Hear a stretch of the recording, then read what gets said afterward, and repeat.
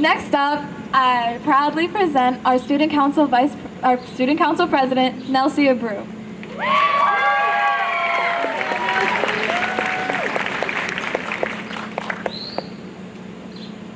Thank you, Ms. Bruce, and thank you, Chastity, for singing the Star-Spangled Banner. Good morning, everyone, and thank you for joining us for this somber occasion. On September 11, 2001, a clear, sunny, late summer day, Al-Qaeda terrorists aboard 3 hijacked passenger planes carried out coordinated suicide attacks against the World Trade Center in New York City and the Pentagon in Washington, D.C., killing everyone on board the planes and nearly 3,000 people on the ground. A 4th plane crashed into a field near Shanksville, Pennsylvania, killing all on board after passengers and crew attempted to wrestle control from the hijackers. I will read to you a timeline of events from the National Archives and History.com about this horrific day.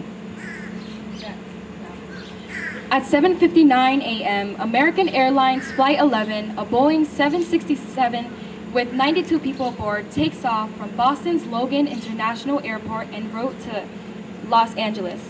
At 8:14 a.m., United Airlines Flight 175, a Boeing 767 with 65 people aboard, takes off from Boston. It is also headed to Los Angeles. At 8:19 a.m., flight attendants aboard Flight 11 alert ground personnel that the plane has been hijacked.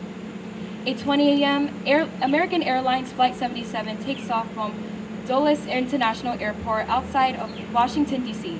The Boeing 757 is headed to Los Angeles with 64 people aboard. 8:24 a.m., hijacker Mohammed Atta makes the first of 2 accidental transmissions from Flight 11 to ground control, apparently in an attempt to communicate with the plane's cabin. 8:40 a.m., air traffic controllers at the Federal Aviation Administration, or FAA, alert North American Aerospace Defense Command, NORAD's, Northeast Air Defense Sector needs about the suspected hijacking of Flight 11. In response, needs located at Cape Cod's Otis Air National Guard Base to locate and tail Flight 11. They are not yet in the air when Flight 11 crashes into the North Tower.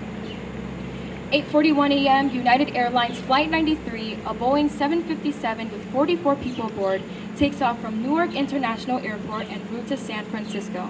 It had been scheduled to depart at 8 a.m., around the time of other hijacked flights. 8:46 a.m., hijackers aboard American Airlines Flight 11 crashed the plane into floors 93 through 99 of the North Tower of the World Trade Center, killing everyone on board and hundreds inside the building. 8:47 a.m., within seconds, New York Police Department and FDNY forces dispatched units to the World Trade Center while Port Authority Police Department officers on site begin immediate evacuation of the North Tower. 8:50 a.m., White House Chief of Staff Andrew Card alerts President George W. Bush that a plane has just hit the World Trade Center. The president is visiting an elementary school in Sarasota, Florida at that time. 9:02 a.m., after initially instructing tenants of the World Trade Center's South Tower to remain in the building, Port Authority officials broadcast orders to evacuate both towers via the public address system. An estimated 10,000 to 14,000 people are already in the process of evacuating.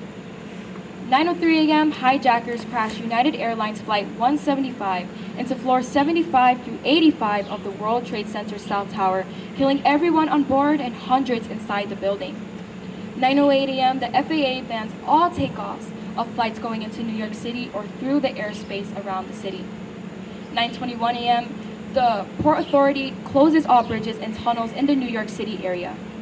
9:24 a.m., the FAA notified needs of suspected hijacking of Flight 77 after some passengers and crew aboard were able to alert family members on the ground. 9:31 a.m., speaking from Florida, President Bush calls the events in New York City an, quote, apparent terrorist attack on our country. 9:37 a.m., hijackers aboard Flight 77 crashed the plane into a western facade of the Pentagon in Washington, D.C., killing 59 aboard the plane and 125 military and civilian personnel inside the building. 9:42 a.m., for the first time in history, the FAA grounds all flights over or bound for the continental United States. For the next 2.5 hours, some 3,300 commercial flights and 1,200 private planes are guided to land at airports in Canada and the United States. 9:45 a.m. amid escalating rumors of other attacks, the White House and U.S. Capitol building are evacuated, along with numerous other high-profile buildings, landmarks, and public spaces. 9:59 a.m., the South Tower of the World Trade Center collapses.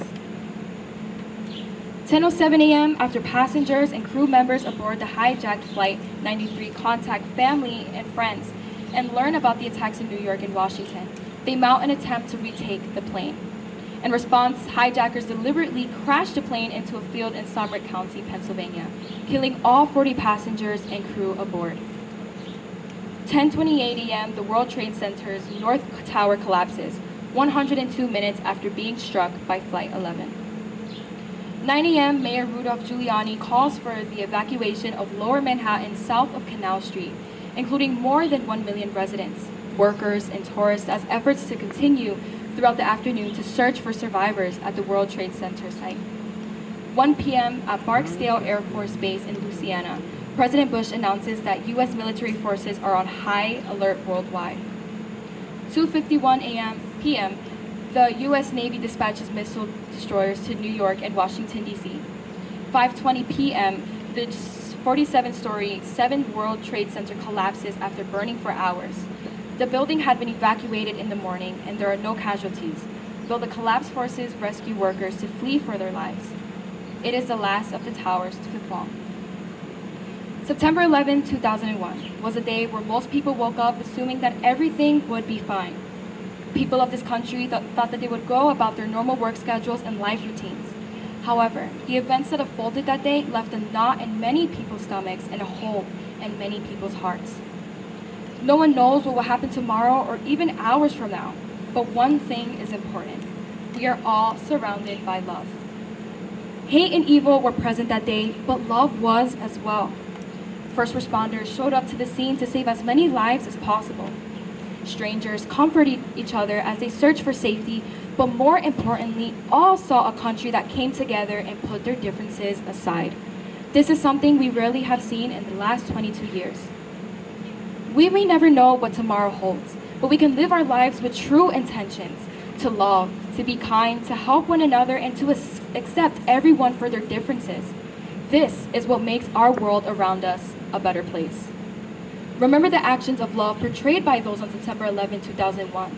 The traumatic stories, the moments of silence, the singing of our national anthem, the playing of taps, and the American flags being placed in the ground will not only remind the prep community, but also the Passaic community to never forget what happened and to work to love those around us. Thank you.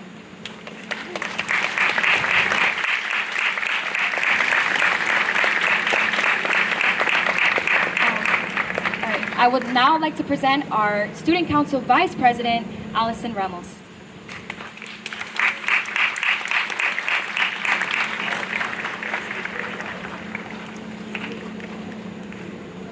Commemorate with the nation from anywhere on September 11th, 2023, as we acknowledge the same big sky connecting all of us.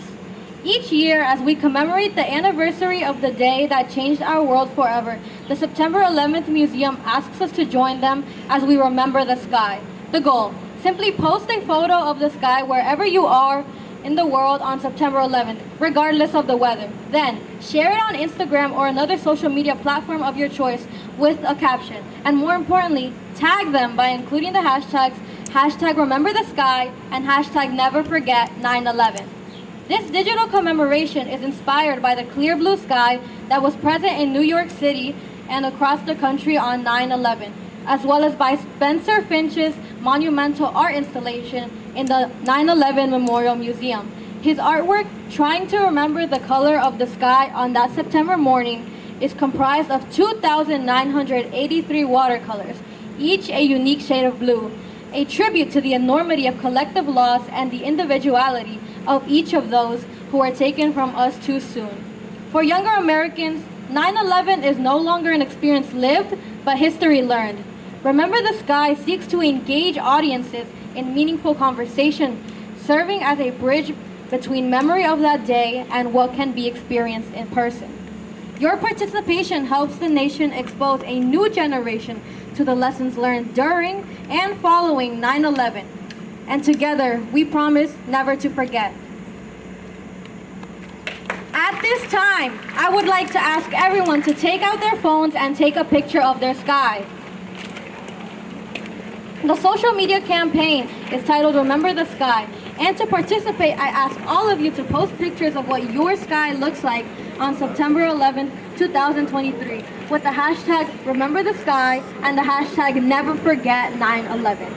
In doing this, we not only remember the day itself, but we take note of the connection we feel, all united under one sky. Don't be afraid to participate, even if this doesn't fit the norm of what you usually post. I'd like to see this campaign grow for years to come. It's all one sky we live under. And just as you love those around you love you back. Thank you for taking the time to remember the sky with me, and remember to spread love and kindness.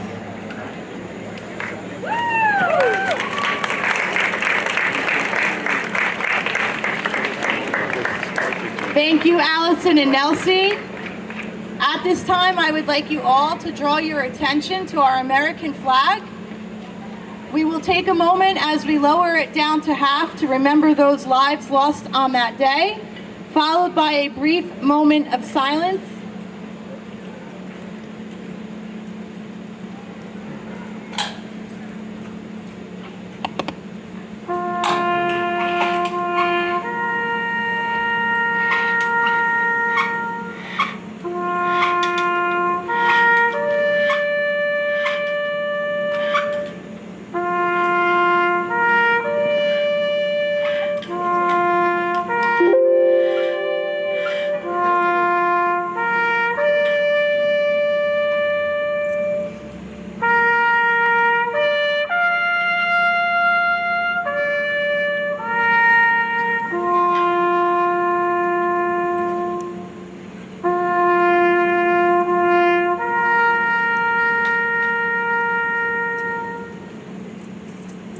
And now, a moment of silence.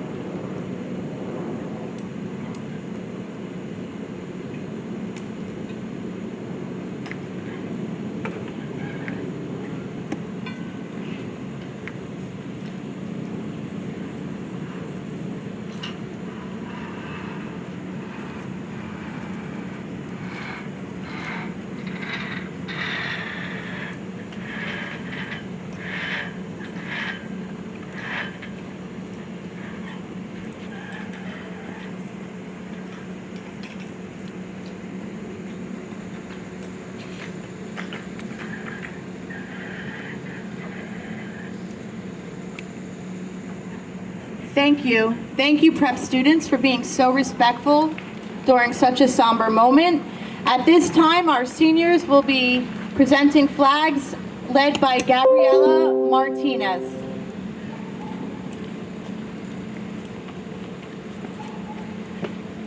In just a few moments, we will be placing the American flags into the ground.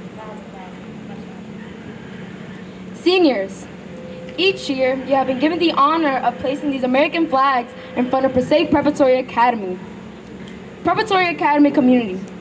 Each flag that is placed into the ground represents approximately 10 people who perished on this horrific day 22 years ago today. Please place your flags into the ground at this time.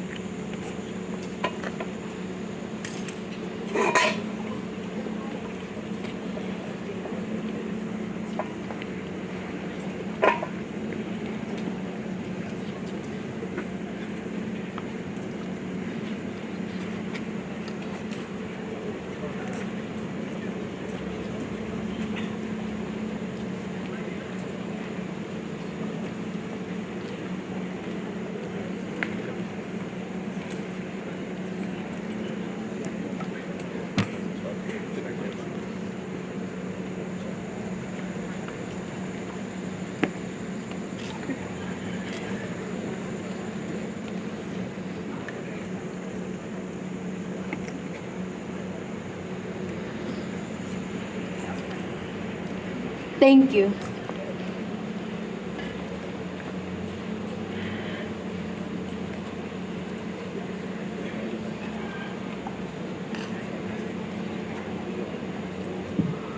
We will now recite a poem in remembrance of 9/11/2001 by Patricia A. Fleming. The horror we endured that day, the shock, the pain, the fear, a nightmare unimaginable to those of us still here. Dust and ashes, souls swept away, a city brought down to her knees. The losses so horrendous, visions too monstrous to believe. The devastating images in all of our hearts remain. The destruction of humanity left us forever changed. The faces of those cruelly lost are burned inside our minds, and the mournful tears still resonate of those loved ones left behind. The heroes and the victims, the acts of courage through that hell, the tales of stunning miracles that each survivor lived to tell. Human beings blindly reaching out to save the strangers in their wake, risking all without a thought just for someone else's sake. A ravaged urban war zone, now just remnants of mankind, an incomprehensible catastrophe that stopped all sense of time. How could we ever rise again? Was there a way to make things right? Did any fight still live inside of us? Was there any hope in sight? We fought for our humanity, we carried on for those we lost. We kept on moving forward for those who paid so dear a cost. Decades have passed, and here we stand. Our flag waves boldly in the breeze. It's our faith in God and country that now brings us to our knees. Names etched in bronze with pride and sorrow, so the world remembers them. It's the power of their memory that helped to make us strong again.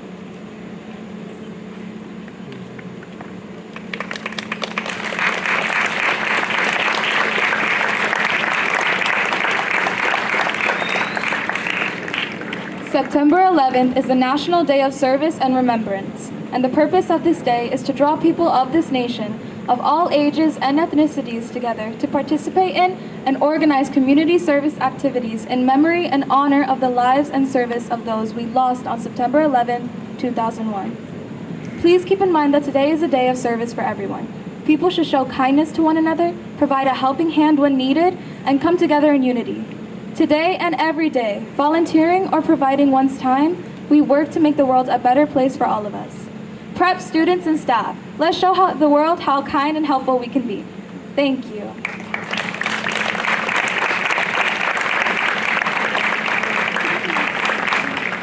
Very special thanks to our student council. I want to give them another round of applause for organizing a beautiful ceremony.